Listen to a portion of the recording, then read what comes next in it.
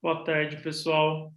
Sejam bem-vindos e bem-vindas a mais esse encontro da Comissão de Direito Tributário da 12ª subseção da Ordem dos Advogados do Brasil em Ribeirão Preto, que é realizado por meio do Departamento Cultural. A gente agradece aí a presença de todos e é um prazer recebê-los para a nossa discussão sobre o tema aspectos práticos e controvérsias da exclusão do ICMS da base de cálculo da contribuição para o PIS/PASEP e para a COFINS. Bom, para a gente poder aí iniciar o nosso encontro, eu tomo a liberdade de agradecer o presidente da 12ª subseção, na figura do Dr. Luiz Vicente, o Departamento de Cultura e Eventos, na figura do André Geia, o presidente e toda a Comissão de Direito Tributário responsável pela organização desse encontro, e mais ainda, aí os nossos debatedores, a Maíra Teis e o Elcio Giotto, que vão estar conduzindo esse encontro com a gente para tratar de um tema que é ainda bastante desafiador, não à toa é chamado de a tese tributária do século, porque em função dos valores envolvidos, em função do tempo que levou-se para se chegar a uma decisão, quiçá definitiva no STF, mas a gente sabe que na prática isso não significa de forma alguma que as controvérsias e as aplicações práticas dessa decisão se encerraram. Pelo contrário, para os contribuintes, ainda a gente tem um longo caminho a ser percorrido para dar efetividade para essas decisões, e mesmo nesse processo ainda vamos enfrentar aí alguns desafios já antecipados nos posicionamentos do Fisco, da Procuradoria-Geral da Fazenda Nacional. E para falar um pouco sobre isso com a gente, nada melhor do que ter a Maíra e o Elcio aqui. Ambos, além de advogados, são também contadores. A Maíra é sócia tributária da PwC, o Elcio também consultor tributário com grande experiência, e vão poder dar para a gente aí uma abordagem muito prática desse tema. Apenas 2 lembretes para quem está aqui nos assistindo. Com relação às eventuais perguntas que vocês tenham, pode me mandar aqui no chat, que depois eu redireciono ao longo da exposição, e também para aqueles participantes que quiserem receber o certificado de participação da OAB depois, basta deixar o nome completo, o número do OAB ou o documento aqui no chat, para que o pessoal possa emitir os certificados. Também deixem o e-mail de vocês, que isso ajuda a OAB a entrar em contato diretamente. Com isso, de novo agradecendo aí a presença de todo mundo e também da própria OAB, nas figuras que a gente já mencionou, eu passo aí a palavra para Maíra, que vai iniciar essa exposição. Maíra, boa tarde, obrigado pela participação. Como eu já falei, a Maíra, além de advogada, contadora, sócia da PwC, é também membro da Comissão de Direito Tributário aqui da 12ª subseção, e ela vai iniciar aí os nossos debates nessa quinta-feira de muito frio aqui em Ribeirão Preto. Maíra, boa tarde aí, pode esquentar o assunto, então. Boa tarde, obrigada pelo convite, agradeço a OAB e comissões. Realmente um dia de muito frio e um assunto quente, né? Eu vou colocar aqui na tela uma apresentação. Ela é breve, tá? Mas ela para trazer uma introdução do tema e para a gente iniciar os debates, ok? Então, como você já destacou muito bem, estamos falando da tese do século, né? O impacto bilionário nos cofres públicos, que demorou aí alguns anos para ser decidido de forma final em decorrência do seu impacto e das controvérsias, né, aplicáveis a ele.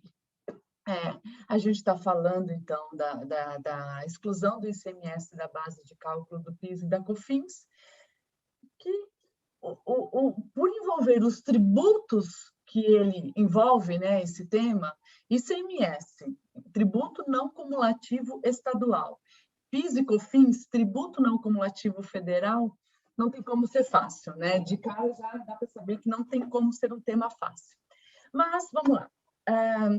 Em março de 2017, a gente teve o julgamento pelo STF do tema 69, né, da repercussão geral, que determinou, né, no seu julgamento, que o ICMS não compõe a base de cálculo para fins de incidência do PIS e da COFINS. Isso é o que ficou decidido nesse julgamento. Bom, na sequência, o que aconteceu? A Procuradoria entrou com embargos, tá? Para se discutir, com o argumento de que não havia clareza na decisão, para se discutir a base de cálculo dessa exclusão. Só recapitulando um pouco, a gente sabe que o ICMS é um tributo não cumulativo, tá? Então, essa tese já originalmente já era impactada pela própria sistemática do tributo. Sendo um tributo não cumulativo, ele tem débitos e créditos para se chegar no valor apurado. E o PIS e COFINS também é um tributo não cumulativo, com débitos e créditos para se chegar no valor apurado. Então, muito se esperou até a interposição dos embargos pela Procuradoria para entender qual seria a posição da Procuradoria na interposição desses embargos, se seria questionar os créditos de PIS e COFINS, né? Então, o STF decidiu que o ICMS não compõe a base de cálculo para fins de incidência de PIS e COFINS. Tá bom, iria se discutir, bom, mas o PIS e COFINS ele é não cumulativo, então os créditos de PIS e COFINS vão sofrer algum impacto? E aí, o direcionamento dos embargos o direcionamento do questionamento da Procuradoria foi no sentido não do crédito do PIS e da COFINS, mas no sentido da base de cálculo que está sendo afetada, dada a natureza não cumulativa do ICMS. O que eu quero dizer com isso? Qual ICMS deveria compor a base de cálculo, a exclusão da base de cálculo do PIS e da COFINS? O ICMS destacado nos documentos fiscais e, portanto, o ICMS total, a despesa de ICMS sobre as vendas, ou o ICMS arrecadado pelos estados, né? O ICMS pago pelo contribuinte, que ele é deduzido dos créditos apropriados em relação ao ICMS destacado na cadeia anterior, tá? Esse foi o foco da discussão dos embargos, e aí, de 2017 até 2021, os contribuintes enfrentaram a ansiedade de conseguir determinar, né, de conseguir entender, de calcular, de impactar suas demonstrações financeiras, seus pedidos de habilitação, aqueles que tiveram ação transitada em julgado, qual seria o valor correto de exclusão. Então, anos aí de incerteza quanto ao valor dessa exclusão. Bom, e isso porque também a Receita Federal, no ano de 2018, já publicou uma solução de consulta, COSIT, a 13 de 2018, dando tratamento a esse julgamento do STF de 2017. Então, a Receita foi lá e falou, estou entendendo o que é o ICMS pago, e na solução de consulta COSIT 113, ela propõe, né, a Receita Federal orienta a forma de cálculo para os contribuintes, com base no ICMS pago. Diga-se de passagem, essa solução de consulta 13 com distorções em relação a operações de exportação, cálculo por CFOP, por Código de Operação Fiscal, então diversas distorções práticas nesse cálculo pela solução de consulta COSIT 13. Para vocês terem uma ideia, alguns contribuintes tinham a situação de ter ou zero de direito ou um direito milionário. Vamos pensar numa indústria que exporta. Uma indústria que exporta, ela tem zero numa indústria que exporta ou numa indústria que exporta e faz outras atividades além de exportação, ela pode ter zero de ICMS a pagar, porque no cômputo da apuração do ICMS, ela pode ter saldo credor, parte das operações desoneradas de exportação garante créditos para compensar com as operações tributadas no mercado interno, então ela pode ter zero de pagamento de ICMS, tá? E, mesmo assim, ela pode ter ICMS de outras operações, tributação de PIS e COFINS de outras operações, e por esse cálculo COSIT ela não teria nada de incentivo, nada a rever, nada de indébito em relação a esse julgamento. E depois agora dos embargos pelo STF, esse contribuinte passa a ter um direito, que pode ser um direito muito relevante. Então, só para mostrar aqui o tamanho da insegurança, tá? Os contribuintes com saldo credor de ICMS chegar depois do julgamento de 2017, se não tiveram em suas decisões, claro, qual ICMS a ser excluído, passaram do ano de 2017 até o ano de 2021, não, na expectativa, e não que não fizeram planos de ações, e não que não tomaram decisões, não habilitaram, mas passaram na expectativa de entender qual seria o real impacto nas suas demonstrações financeiras em relação a esse direito. Tá? Bom, em 2019, a Receita Federal publicou a Instrução Normativa 1911, que é uma instrução normativa que ela reúne, né, as principais normatizações em relação à sistemática do PIS e da COFINS, e nessa instrução normativa ela reforça novamente a visão pela COSIT 13, que é a visão pelo ICMS pago e não pelo ICMS destacado, e ainda faz uma adequação em relação às previsões de créditos de PIS e COFINS previstas na Lei 10.637 e na 10.833, que são as leis que determinam a sistemática não cumulativa dessas contribuições, tá? Prevendo que o ICMS não faz parte do custo da aquisição do produto. E aqui, né, a gente vai debater depois um pouco mais sobre esse tema, mas aqui, nessa publicação, nessa IN 1911, os contribuintes passam a experimentar uma insegurança em relação à apropriação de créditos de PIS e COFINS. Se devido ou não, a gente vai debater depois, mas é a posição da Receita Federal, tá? Até que, depois de diversos julgamentos marcados para a data de 1º de abril, que foram postergados, né, o STF julgou os embargos no dia 13 de maio de 2021, tá? De forma favorável para o contribuinte, então determinando, né, o tribunal, por maioria de votos, por maioria, acolheu os embargos em parte, né, aqueles embargos da Procuradoria, para modular os efeitos do julgado de 2017. Tá? Então, houve a modulação de efeitos. E para acolher a tese e rejeitou os embargos na parte em que alegava a omissão ou contradição, né, em relação à base de cálculo, esclarecendo que o ICMS excluído da base de cálculo é o destacado na nota fiscal. Bom, então aqui em 13 de maio de 2021, o tema foi definitivamente esclarecido pelo STF, e aí a gente, na sequência, já tem a emissão de um parecer da PGFN se posicionando em relação a esse julgamento, tá? Determinando, né, a questão dos não recursos em relação ao tema, já que está concluído, e fazendo alguns esclarecimentos, né, em relação aos efeitos da exclusão, que eles devem se dar após 15/3, já que a gente teve a modulação desses efeitos, né, ressalvado os casos, óbvio, de ações judiciais ou requerimentos administrativos protocolados até a data do julgamento original, né? O julgamento de 15/3 de 2017.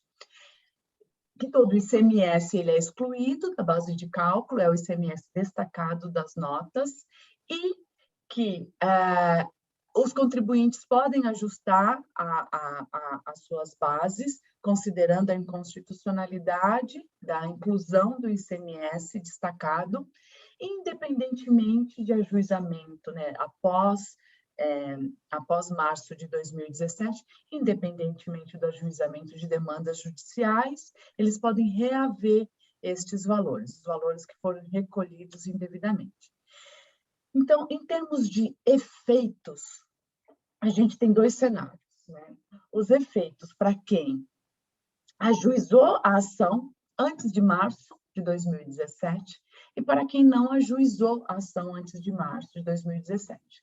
Para quem ajuizou a ação antes de março de 2017 e ainda não tem trânsito em julgado, mantém os créditos pleiteados antes e após março. Então, recupera o passado, e aqui a gente encontra ações de até 20, 25 anos, né, voltando o passado, e a gente vai falar um pouco também da complexidade da mensuração e dos aspectos documentais desta mensuração, né, para poder se calcular esse indébito. Então, ajuizou a ação antes de março de 2017, pode recuperar 5 anos, até 5 anos anterior, os 5 anos que antecedem a data do ajuizamento da ação, tá? E as decisões, né, para quem ainda nem tem um trânsito em julgado, elas vão se dar em conformidade com o entendimento do Supremo, tá? Tende aí a ter um processo mais ágil. Quem já tem trânsito em julgado, mantém os créditos pleiteados na ação e ficou afastado o risco em relação a prazo, né? Porque isso está protegido dentro da modulação de efeitos, ou a metodologia de cálculo, o ICMS é o destacado, tá bom? Bom, e aí para quem ajuizou a ação após março de 2017, não tem a possibilidade de recuperar os períodos anteriores a março de 2017, então perde os créditos antes de março de 2017, e aí esses contribuintes acabam ficando numa situação muito similar àqueles que não têm ação, né? Porque os que não têm ação podem pleitear administrativamente os créditos a partir de março de 2017, não tem que aguardar trânsito em julgado e podem fazer isso de forma administrativa nas obrigações acessórias, depois a gente também vai falar um pouco sobre isso, tá? E quem tem trânsito em julgado? Quem, então, entrou com a ação depois de março de 2017 e já teve trânsito em julgado. Mantém os créditos anteriores a março, e a gente até teve um julgamento de TRF sobre esse tema, mas tem sempre o risco da Procuradoria ingressar com uma ação rescisória questionando o período anterior a março de 2017, tá? E aí essa ação contando a partir do trânsito em julgado da decisão do STF. Então, aqui, o objetivo desses poucos slides é a introdução do tema, né, a polêmica total, como que ela surgiu, os principais aspectos da base de cálculo que envolvem a polêmica do tema e uma linha do tempo em relação aos efeitos da modulação que aconteceu nesse julgamento para os contribuintes que têm ação, que não têm ação, que ingressaram com a ação antes do julgamento que fixou a tese e os que ingressaram com a ação depois do julgamento que fixou a tese, ok? Agora, nós estamos prontos para o debate. Perfeito. Maravilha, Maíra. Obrigado aí pela exposição. Bastante claro, até porque para a gente poder debater o tema, a gente precisa entender claramente aí o que aconteceu ao longo desses mais de 20 anos aí de julgamento, que são vários marcos temporais. Se antes, com a situação de não saber se era o ICMS destacado ou o ICMS efetivamente pago pelo contribuinte, a gente vivia a situação ilógica de ter um contribuinte com muito direito e outro contribuinte, às vezes, com direito algum, a depender do tipo de atividade ou de produto ou mercadoria. E agora a gente tem a questão temporal, que é muito relevante. Então, para a gente começar aqui a nossa discussão, um dos primeiros pontos que muito tem se debatido é com relação aos procedimentos para realizar o cálculo desse indébito tributário, efetivamente. Não só em função, acho que, da questão temporal, mas até mesmo de regimes específicos de apuração de PIS e COFINS, que não os regimes periódicos lá 10.833 e da 10.637. Então, acho que esse é um ponto que ainda gera bastante controvérsia aí para os contribuintes. Sim, acho que a Maíra, né, falou bem, né, todo esse histórico da tese, então é um assunto que não é novo, é um assunto muito antigo, há mais de 20 anos. A gente tem situações de empresas que eventualmente vão reaver valores aí de 20 e poucos anos, então, exemplos de alguém que ingressou com a ação lá em 2004, vai pegar um período de 94 até 2021. Então, são valores relevantes, são dificuldades, né, constantes aí na hora de se realizar o trabalho. E o que eu tenho visto, né, a gente tem visto aí no mercado, o ponto principal na hora de monetizar esses créditos, porque até então se discutiu-se se o ICMS ele faria parte ou não da base do PIS da COFINS, restou definido que não, e aí o outro ponto controverso era o ICMS destacado ou recolhido, chegou-se à decisão que é o ICMS destacado, então foi por água abaixo toda a tentativa da Receita em diminuir esse impacto, e a gente vai falar, né, um pouco mais para frente. Agora eles estão vindo com uma questão de créditos na entrada, até para diminuir também esses efeitos.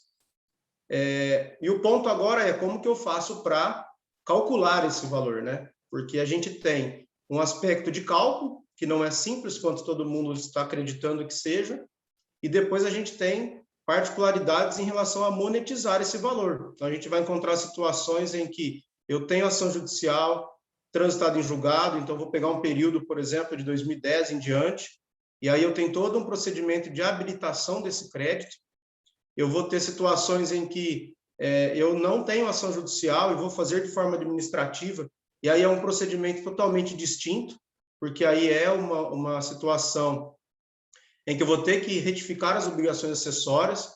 Existia aí uma dúvida de como seria feito isso, mas a Receita acabou sanando essa dúvida com um novo manual da FD Contribuições, e já trouxe ali um procedimento que deve ser feito, e ali um procedimento um tanto quanto complexo, porque você tem que fazer por item de nota, né?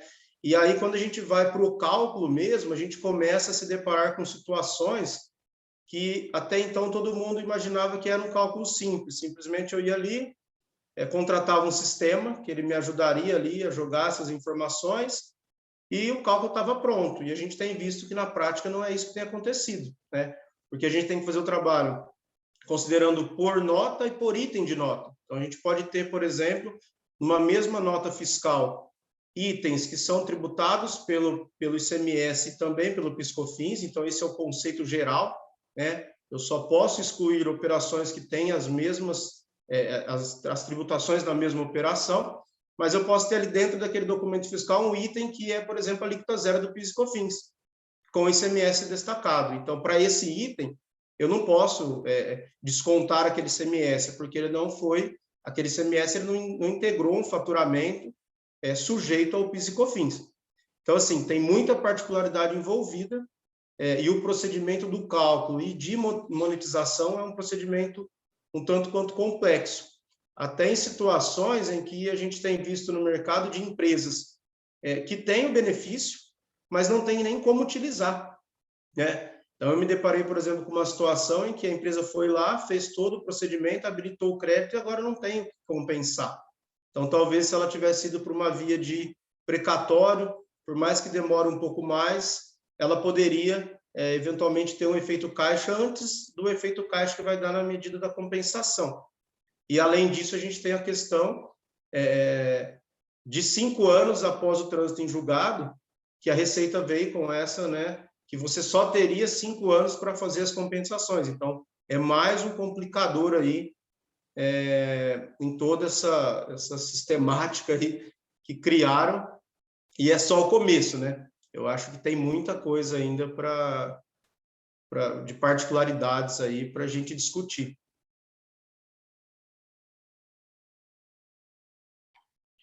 Não, com certeza. Acho que fica bem claro para a gente que a tentativa dos embargos de declaração e dos efeitos e da modulação dos efeitos foi, obviamente, para reduzir o impacto financeiro. E agora outras teses surgem dentro do fisco para reduzir isso ainda mais.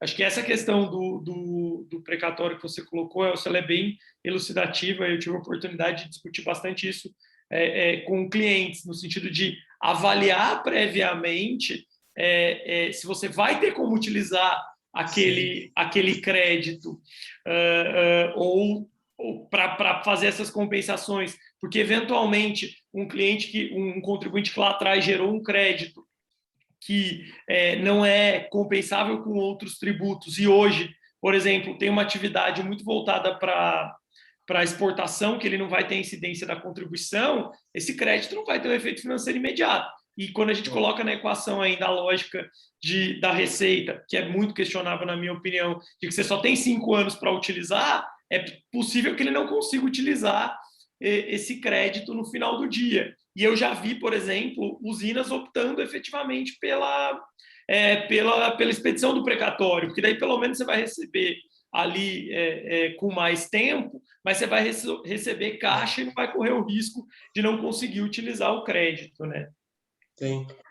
E nesse tema, Felipe Elcio, também a gente observa que a importância dessa estratégia, de uma estratégia bem pensada, né, depois do trânsito em julgado, antes do processo de habilitação, porque nesse momento você tem que pensar nesse assunto. Muitos contribuintes falam, nossa, mas se eu for para o precatório, eu não vou ver esse dinheiro nunca. Não necessariamente, né? A gente tem um mercado muito aquecido de fundos comprando créditos, né? É lógico, existem deságios, existe toda uma avaliação da qualidade desses créditos, expectativa de monetização futura, mas são ativos aí que estão sendo procurados pelo mercado financeiro também para serem negociados. Então, fator de decisão, sim, transitou, teve reconhecido o seu direito, tá bom, a forma de ver esse direito materializado, se via a habilitação e compensação em processos administrativos ou via precatório, é algo muito sensível, pode fazer uma diferença de caixa relevante. Sim. E aí eu queria só complementar uma situação que a gente tem vivenciado, que dentro do cálculo a gente vai pegar um período nas empresas pré e pós-social. Então, grande parte das empresas, a partir de agosto de 18, passaram a ser obrigadas a ter o e-social, e a partir desse momento a gente sabe que a gente começa a ter as possibilidades de compensação cruzada. E aí, no pedido de habilitação, se você conseguir segregar esses períodos, a Receita tem dado despachos decisórios distintos. Então, ela dá um despacho com o número de processo até, por exemplo, 31 de julho. Então, são os créditos federais, são os créditos que você vai poder compensar com débitos federais, e o montante que você elencou ali no pedido de habilitação pós-agosto de 2018, ela trata como créditos passíveis de compensação cruzada. Então, isso é uma outra estratégia que a gente acabou desenvolvendo para poder facilitar aí a monetização desses valores. Então, a gente já teve caso do cliente que falou assim, mas eu tenho muita contribuição previdenciária. Então, segregamos, e aí a gente vai, numa situação dessa, conseguir em 2 anos e meio desovar todo esse valor. E é mais ou menos o prazo do precatório. Mas você tem, né, o mês a mês ali que você deixa de ter o desencaixe financeiro, então financeiramente vale a pena. Mas é uma outra dica que eu já vi muita gente falando, nossa, e agora? Por mais que você não tenha feito o pedido de habilitação nesses modos, você pode depois peticionar ali e tentar que a Receita te dê essa possibilidade, mas você não vai conseguir fazer isso se você não tiver um número do processo para você entregar o Perdicomp Web. Então, é uma dica também que eu percebo que, às vezes, na hora de fazer, o montante é muito grande e talvez as pessoas esquecem que a gente tem, infelizmente, uma contribuição patronal, um percentual relevante que dá para a gente conseguir aí desovar um pouco desse crédito. Acho que o resumo disso é justamente pensar bem e agir estrategicamente para recuperar agora, dar efetividade a essas decisões judiciais aí. que perduram já há muitos anos. E aí, aproveitando esse gancho do que a gente está falando, tem duas outras questões que também que também estão relacionadas a isso, e que a gente acabou comentando, que é o crédito do PIS e COFINS e como o fisco vai tentar mudar essa interpretação a partir de agora, e também o reconhecimento contábil desses créditos, desses ativos contingentes dessa decisão judicial e os efeitos disso para o imposto de renda, que é uma outra discussão que para mim é até desdobrada, porque a gente está falando da discussão do crédito e da discussão da correção que o STF ainda vai julgar, né? Então, acho que assim, uma coisa acaba levando a outra aqui, né? É assunto que não acaba mais, né? Agora, só entrando um pouco, Felipe, nesse tema da contabilização, né? A gente observa, né, muitas empresas que já tinham trânsito em julgado e até mesmo por essa insegurança em relação ao montante, acabaram não contabilizando, tá?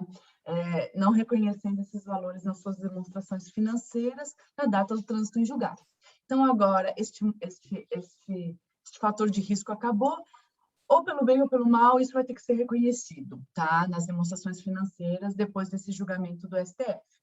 E aí a gente já tem o posicionamento da CVM, a gente já tem o ofício do IBRACON falando sobre o tema, né? As mensurações que a administração precisa fazer no ambiente seguro, de melhor estimativa. Só que um ponto importante, né, que destacado pelo ofício CVM e também pelo IBRACON foi a questão do... Bom, para os não contadores, né, as empresas não podem reconhecer ativos contingentes, ou seja, aqueles ativos que não têm uma certeza de realização. Então, as empresas só podem reconhecer ativos praticamente certos. E o posicionamento do IBRACON, da CVM, no sentido de que, quando a realização do ganho é praticamente certa, o ativo não é um ativo contingente e seu reconhecimento é adequado. E aqui a gente pode estar falando, inclusive, de processos que ainda não transitaram em julgado, tá? Ainda não tiveram seu trânsito em julgado, mas que não tem nenhuma intercorrência, ou seja, o desfecho é praticamente certo, e aí haveria o reconhecimento disso. Então, tanto quem já teve o trânsito em julgado, quanto aqueles que não tiveram trânsito em julgado, mas o desfecho está praticamente certo, a gente não tem intercorrências processuais, haveria necessidade de reconhecimento contábil disso. E aí, junto com o reconhecimento contábil, vem a tributação do imposto de renda, né? A tributação do IR e da CS, e começa uma outra discussão. Momento de tributação do IR e da CS. A gente observa aí diversas teses, tributar quando o que é renda, o princípio econômico da renda, o que é disponibilidade jurídica. Então, assim, tem tese para se discutir essa tarde inteira e continuar amanhã, só que a Receita Federal, né, então falando um pouco visão Receita Federal, a gente não pode esquecer daquele ato declaratório interpretativo 25, lá de 2003, que ele fala, né, que o indébito, né, ele é tributado quando do trânsito em julgado da sentença judicial, que já define o valor a ser restituído, nos outros casos, na execução, né? Então, aqui a Receita Federal vai vir em cima dos contribuintes para poder ver o seu imposto de renda recolhido, né? Tem, como o Felipe muito bem colocou, a discussão Selic, qual que é a natureza do juros Selic, e aí é um mundo à parte também que está sendo discutido, e atentar para aquelas empresas que estão reconhecendo sem trânsito em julgado, que tem processo, mas estão reconhecendo sem trânsito em julgado, em decorrência dessa característica da necessidade de contabilização, atendendo às normas contábeis, que, para fins fiscais, isso ainda pode não ser momento de reconhecimento, de tributação, tá? Então, aí a gente tem, esse aspecto também para observar no reconhecimento, na contabilização desses créditos. Eu acho que um complemento aí ao que a Mayra falou, primeiro a gente também tem uma situação em que eu reconheço contabilmente, incidindo, por exemplo, IRCS, mas esse crédito, se eu for lucro real, estimativa mensal, eu não posso compensar o próprio crédito advindo da tese para abater do IR da CS. A gente tem essa trava que vai acontecer com muitas empresas. O que a gente viu que algumas empresas já pensaram também, até como forma de monetizar, é empresas que não são sazonais, mudar para lucro real trimestral a partir de 2022, e aí você também consegue utilizar, eventualmente, esses valores para compensar IRCS. O ponto que eu vejo que a gente tem bons argumentos de discussão eu tive o trânsito, não reconheci, eu acho que, né, como a Maíra bem disse, pelo ato de 2003, a Receita vai questionar, grande chance de questionar, mas acho que a gente tem uma linha boa de argumento de que, ali no pedido de habilitação, eu tive a disponibilidade econômica e jurídica. Ali eu sabia quanto era o montante e, mas quanto tempo? A Receita tem 30 dias para trazer o despacho decisório. Porém, o último caso que eu tive foi em 3 dias, então o cliente não pode alegar que é demorado. Então, a partir daquele momento, aí não tem como fugir, aí tem que contabilizar mesmo, porque aí a gente vai entrar em umas situações onde não tem mais argumento de defesa. E tomando já o gancho da questão do crédito do PiscoFins da entrada, esse é mais um problema que a gente vai ter que enfrentar. Hoje mesmo saiu uma notícia de que 2 empresas, né, conhecimento de 2 empresas que foram autuadas por não ter excluído o ICMS das compras dos insumos para fins de apropriação de crédito PiscoFins. Foi vinculado aí no valor econômico. E aí esse é um ponto que hoje choveu, né, de clientes questionando. E agora? Agora vai ter autuação. Eu acho que a forma minha de pensar é no sentido de que hoje o que a gente tem as leis não alteraram. O que a gente tem a partir de 2019, outubro de 19, com a vigência da IN 1911, aquele artigo 167 da IN, ele acabou mudando o entendimento que a gente tinha na IN 404. Porém, nós temos 2 COSITs vigentes, que é a COSIT 106 de 2014 e a 579 de 2017, deixando claro que o ICMS é custo, e realmente, na prática, o ICMS é custo. E agora? Não considero mais o ICMS da entrada para fins de crédito, é o que a Receita quer, até para diminuir um pouco o impacto.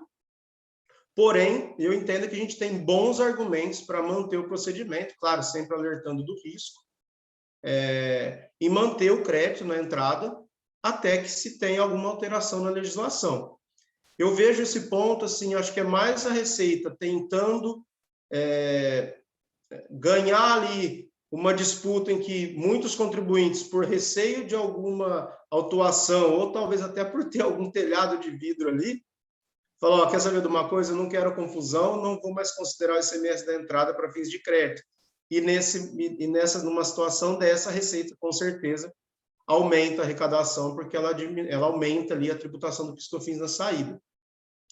Então, esses 2 pontos, assim, complementando o que a Maíra bem mencionou aí, seria esses pontos de atenção que eu vejo.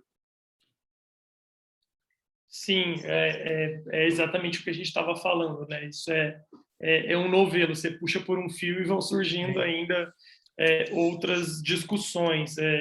Por isso que eu sempre digo para cliente ou publicamente que a gente não pode falar que a tese do século acabou, porque ela ainda vai durar, infelizmente, aí mais uns bons 5 anos ou mais até todos esses temas acessórios que surgiram dessa decisão eles serem concluídos, né? Isso porque a gente está falando aqui de regimes gerais, periódicos de apuração, tanto para o ICMS quanto para o PIS e COFINS. Quando a gente traz agora, que é a próxima provocação aí que eu faço a vocês, quando a gente traz a decisão para o campo dos regimes especiais de PIS e COFINS, por exemplo, aqueles que não têm alíquota ad valorem, ou mesmo para o caso do ICMS-ST, a gente tem novos desdobramentos aí para serem considerados, além do crédito, além da tributação, do momento do reconhecimento do ativo, que, como a Maíra bem colocou, deixa de ser contingente. Isso me lembra, Maíra, essa questão do ativo contingente. O pessoal que é do agro vai lembrar bem de uma discussão sobre o reconhecimento dos ativos do IAA. que também muito se falou durante muito tempo, qual o momento de reconhecer, se antes ou depois do trânsito em julgado, e quando é que isso aí ia desengatilhar a tributação, situação que também não se resolveu e que eu acho que a gente vai viver de forma muito parecida com o ICMS, na base de cálculo do PIS e da COFINS. Mas eu acho que a questão dos regimes especiais de apuração, tanto das contribuições sociais quanto do ICMS, ela é muito relevante nessa região e no agro ainda, né? Porque são setores e regiões que acabam muito sujeitas às externalidades que decorrem desse tipo de regime. Com certeza, Felipe. E agora que você tocou você tirou esse esqueleto do armário, me fez lembrar que muitas empresas, né, muitas usinas que tiveram a decisão de mérito do IAA, depois, nos embargos à execução, tiveram problemas de prova, se era o ganho econômico conceitual, de acordo com a tabela lá da época, ou se deveria provar o efetivo dano, e aí muito disso se desdobrou na execução, né? E aí o ponto, momento de tributação do imposto de renda disso, né? A certeza do que realmente vai ser revertido para os contribuintes, sem discutir a questão da natureza de se é novo ingresso, é indenizatório, toda a característica disso.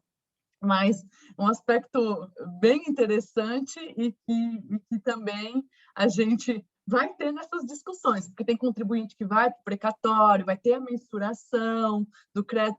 Os que estão indo pela via administrativa estão fazendo seus próprios cálculos, né? Habilitando, compensando e aguardando a Receita Federal fiscalizar.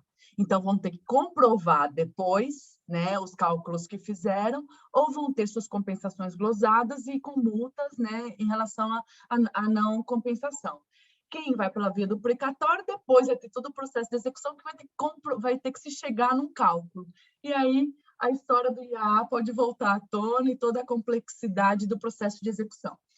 Só que, voltando na sua questão dos sistemas de tributação, né? O PIS/COFINS, ele nasceu não cumulativo, depois ele se aperfeiçoou e veio sistemática de tributação monofásica, por conveniência, assim como a sistemática de distribuição tributária, por conveniência de arrecadação, né? A gente, hoje, olhando o etanol, né? Falando do agro e falando de uma especificidade de PIS e COFINS para o agro, que é a tributação do etanol, tá? Que é por pauta, concentrada na usina, hoje uma parcela na distribuidora, mas a maior parte do tempo, né, desde 2008, quando veio essa sistemática de tributação, concentrada na usina.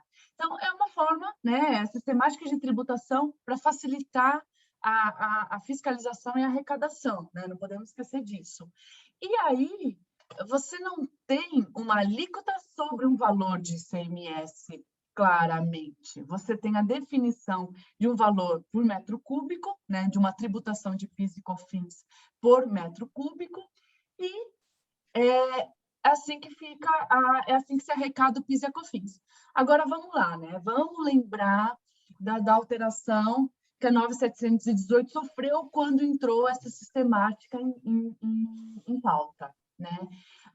A previsão da pauta do etanol é que ela não é uma pauta tirada da cabeça de alguém, né? É uma tributação que representa uma alíquota sobre o valor de venda do produto no mercado, lá para o consumidor final, no posto de gasolina. Também estamos falando de um segmento que ele é todo regulamentado pela ANP, né? Você tem uma cadeia de produção e distribuição e consumo toda regulamentada. Então, a gente está falando da substituição, né, da tributação nas usinas de um valor de PIS e COFINS até o consumidor final, até a venda, né, numa cadeia perfeita no posto revendedor. Então, essa pauta, até pela disposição da lei, quando ela foi introduzida, ela é baseada num critério de cálculo.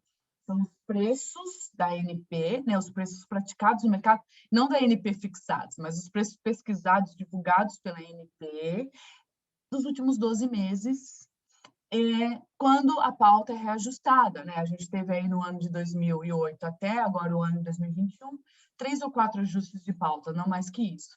Então, se a gente está falando de preço ao consumidor, a gente está falando de operações tributadas pelo ICMS.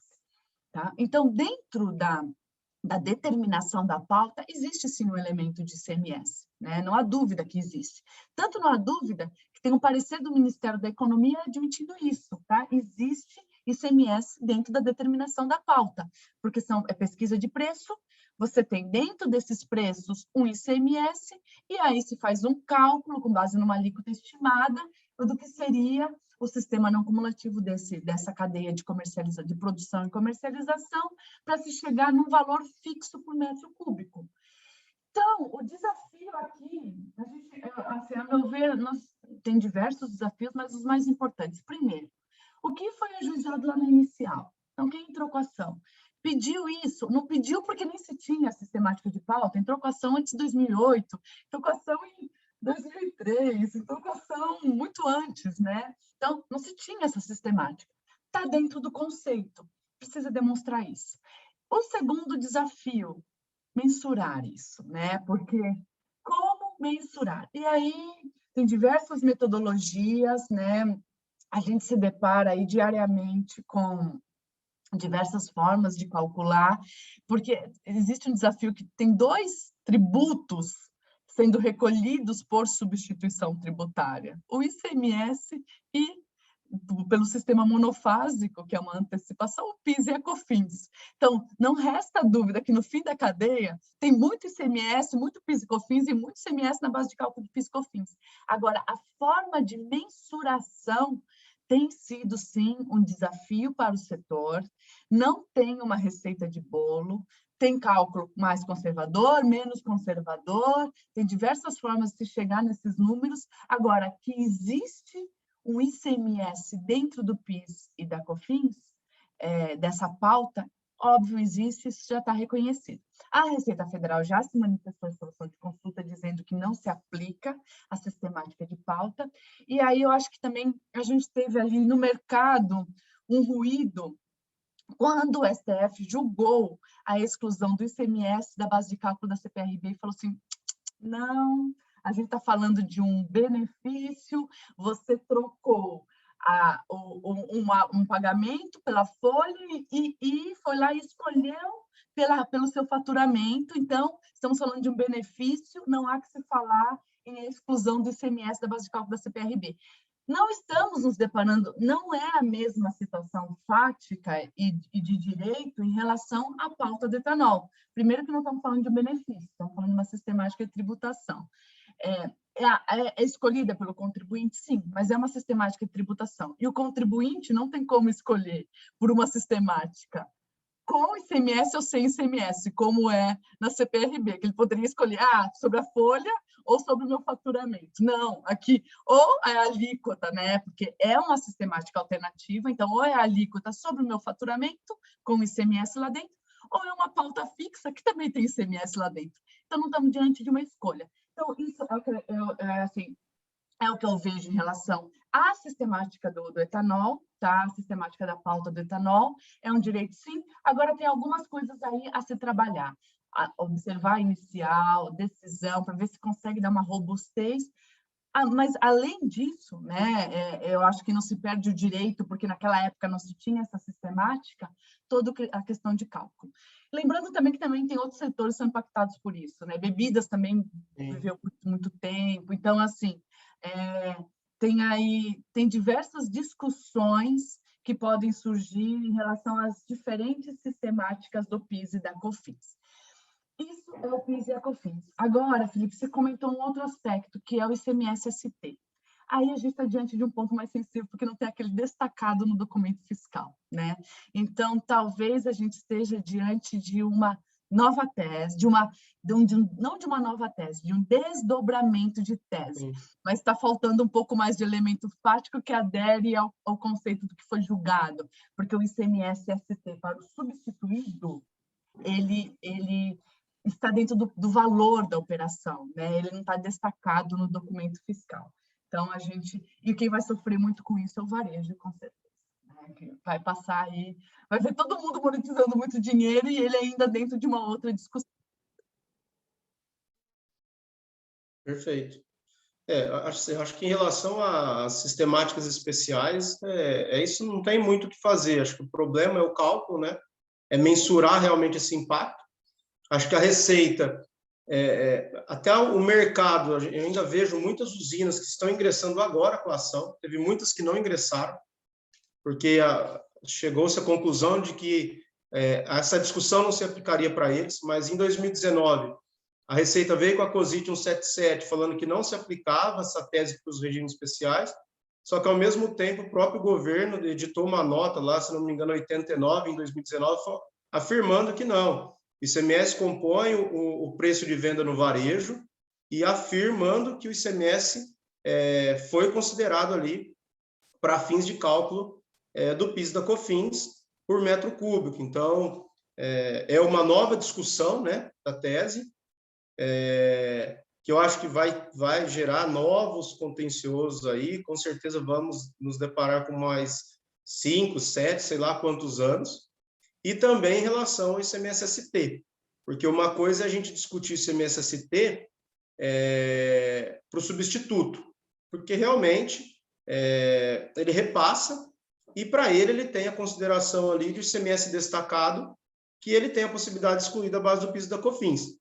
Porém, para quem adquiriu, que é o varejo, como a Maíra bem comentou, está no preço de aquisição, está no custo, compôs o meu custo, que vai compor a minha venda. Então, na minha venda, eu tenho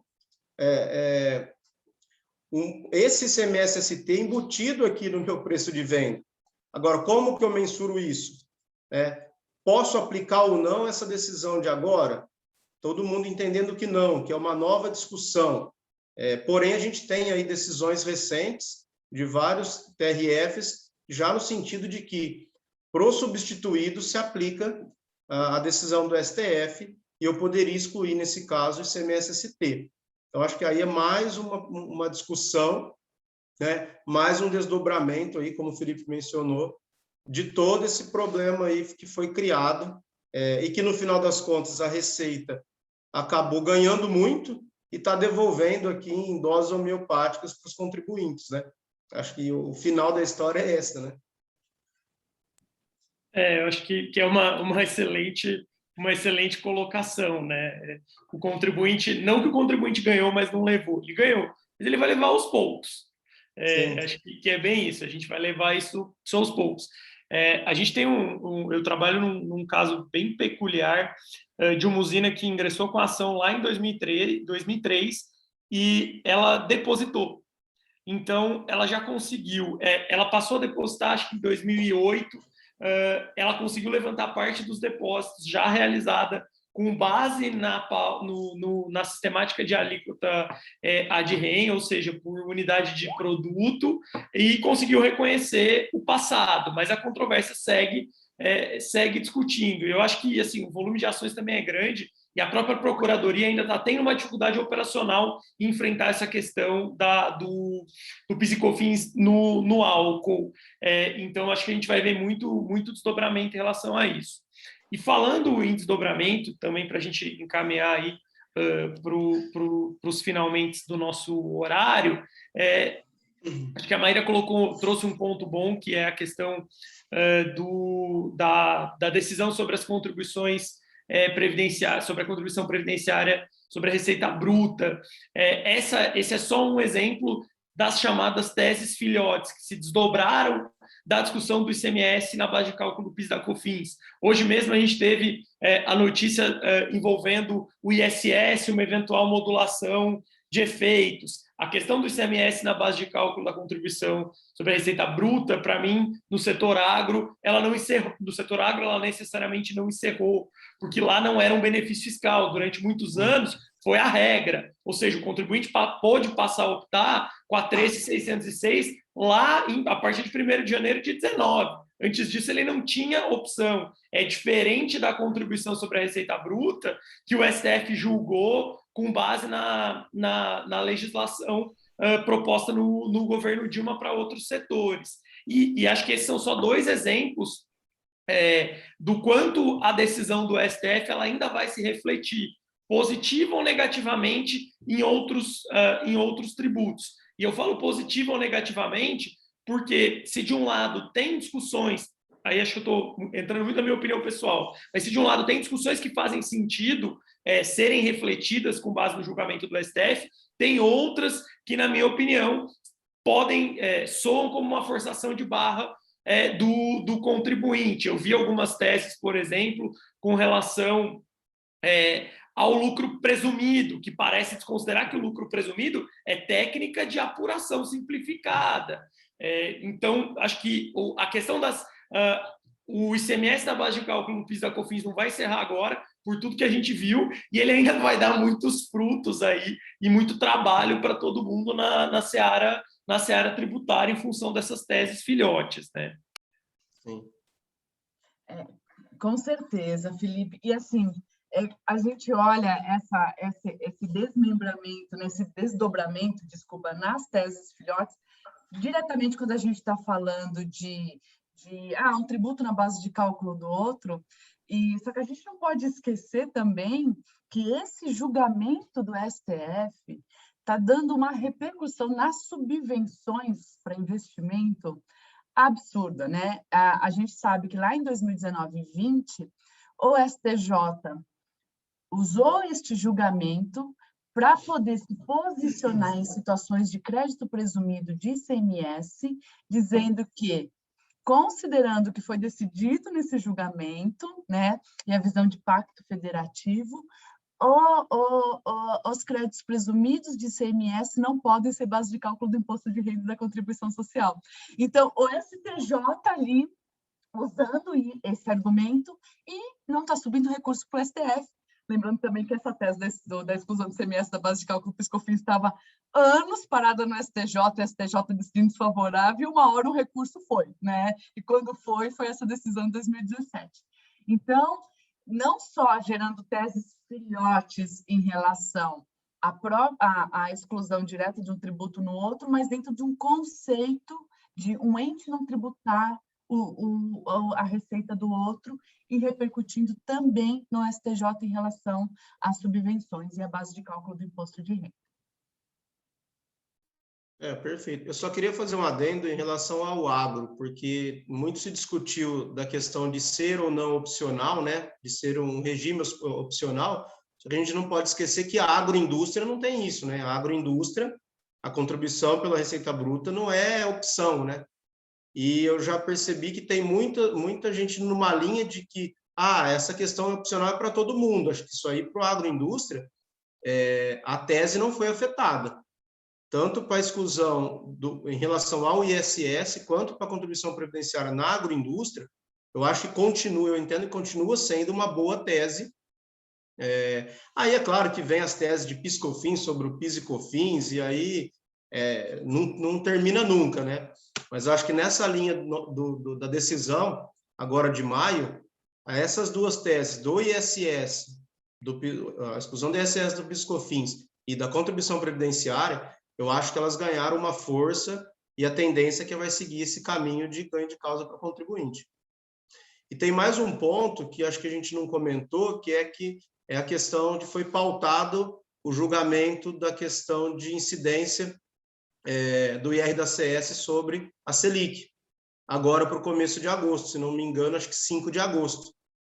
Então, essa é uma decisão que tem muita gente que ainda não reconheceu, né? E talvez muita gente vai correr para a Record, quer reconhecer, para talvez entrar com uma ação para não ter nenhum impacto de efeito modulatório. Então, é mais uma questão aí que os tributaristas estão correndo em função do tempo, né? Sim, sem dúvida. Acho que a questão do momento de incidência do IRPJ afeta o principal, mas vai afetar também a correção. E aí, de novo, a gente está falando de processos que podem ter correção pela Selic de 25 anos, ou às vezes até mais. Então, esse volume de recurso também é bem significativo e ainda não está pacificado. acho que a própria questão, você colocou,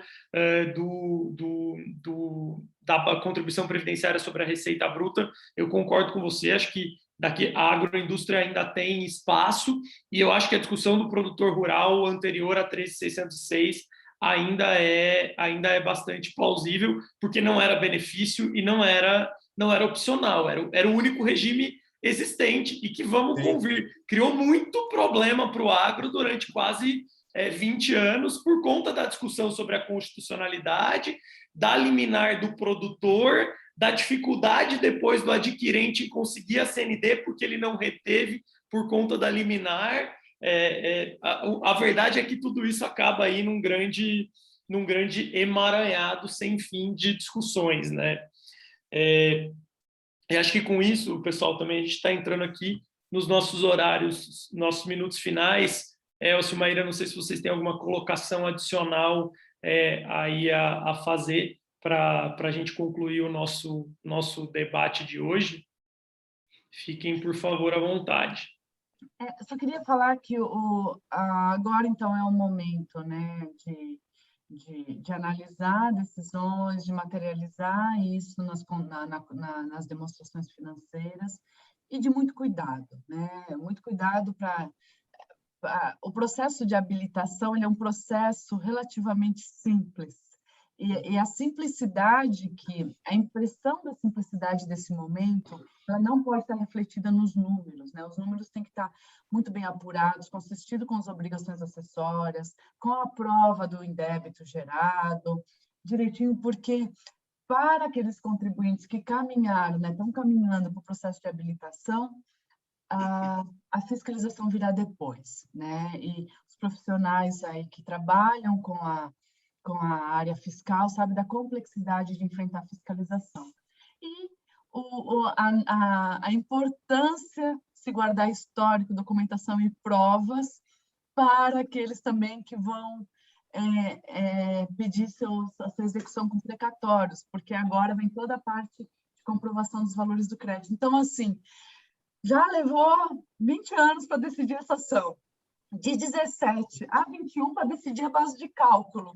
Na hora de ganhar, pelo amor de Deus, tem o documento fiscal, senão esvazia o tema. Então, a luta ainda não acabou. Tem mais, além de toda essa discussão de teses, tem mais a questão de o direito ainda precisa ser provado, né? O que se garantiu foi o direito teórico. Agora a gente vai para a prova, para a prova material. Perfeito. Acho que essa colocação foi perfeita, porque é o que a gente vê no mercado, né?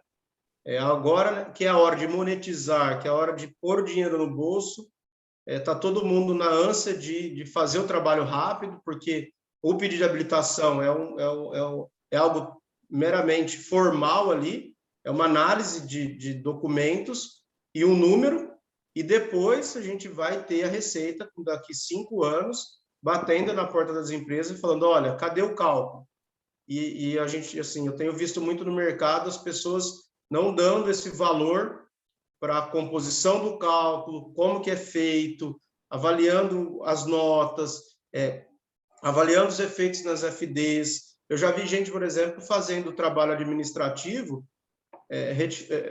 remontando a apuração e achando que ali vai dar todo mês pagamento indevido. Mas a gente tem mês ali que pode ser que tenha aumento de crédito, e talvez esse pagamento indevido venha daqui 2, 3 meses. Então, assim, foi muito bem colocado pela Maíra esse ponto que esperamos tanto tempo para colocar a mão do dinheiro, não vai fazer uma situação e transformar um benefício em uma multa isolada de 50% de compensação não homologada, que aí no final você vai ter levado, e quem ganhou dinheiro talvez foi só o advogado ali, patrono da causa, porque a empresa acabou fazendo ali, trazendo alguns procedimentos indesejados ali, que pode gerar problemas futuros, e não vai ser agora, né? Que a Receita não tem braço para fiscalizar, mas hoje ela tem tudo, todas as informações estão na base de dados. Se ela quiser cruzar os XML das notas com os FDs contribuições, que também tem nota ali, ela faz um cheque tranquilamente. Então, acho que esse é um momento de muita cautela mesmo, e usufruir o benefício de forma correta e da melhor maneira possível, né? Exato, acho que não tinha como a gente concluir de forma melhor, que é exatamente o que a gente estava falando. Agora é o momento de pensar e trabalhar estrategicamente para garantir a realização do benefício econômico dessa tese. E isso vai ter que ser feito de forma individualizada para cada contribuinte. Acho que a Maíra usou uma expressão ótima. Não existe receita de bolo para ninguém aqui. Acho que são poucos os que vão ter uma discussão muito simples de bater na porta de um juiz e pedir para levantar valores depositados. No geral, a gente vai conviver com um pouco de tudo que a gente discutiu aqui, de sistemas de apuração diferentes, de meses em que a alteração é no crédito e não no imposto a recuperar, do imposto a recuperar que pode não ser compensável com outros impostos dependendo do momento da apuração. Então, para cada caso, vai ter que ser pensado estrategicamente uma solução individualizada e personalizada. Acho que esse para mim, é o encerramento aqui do nosso. A conclusão do nosso debate é essa. Tem muita coisa ainda para ser discutida, mas cada caso é um caso.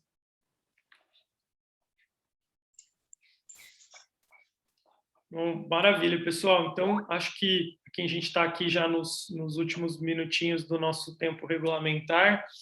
Com isso, acho que a gente pode concluir o nosso debate de hoje sobre os aspectos, as controvérsias e os aspectos práticos da exclusão do ICMS da base de cálculo do PIS e da COFINS. Eu agradeço a presença de todos que estiveram por aqui ao longo do nosso encontro, em especial da Maíra e do Elcio, que dedicaram aí esse final do dia para debater esse tema com a gente com muita propriedade. Elcio, Maíra, muito obrigado. Se vocês tiverem alguma colocação, fiquem à vontade, senão eu vou encerrar aqui o nosso debate e voltamos aí numa próxima oportunidade com esse ou com outros temas para que a gente possa continuar aí os trabalhos da Comissão de Direito Tributário. É só agradecer pelo convite, agradecer por essa oportunidade e desejar bom fim de tarde a todos e mantenham-se aquecidos. Também agradecer aí a oportunidade e sucesso aí a todos. É isso então, gente. Muito obrigado, até mais. Boa sexta-feira aí para todos. Até mais. Tchau.